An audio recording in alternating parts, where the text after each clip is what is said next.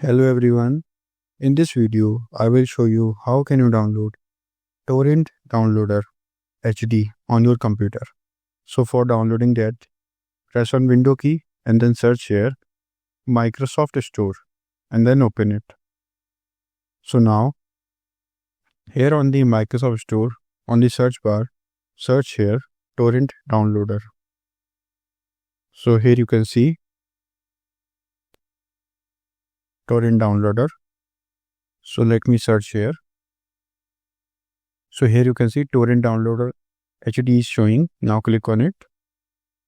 So now click on Get to download it. So here you can see it is processing. It will take a few seconds to download according to your internet speed. So this is how you can download Torrent Downloader HD on your computer.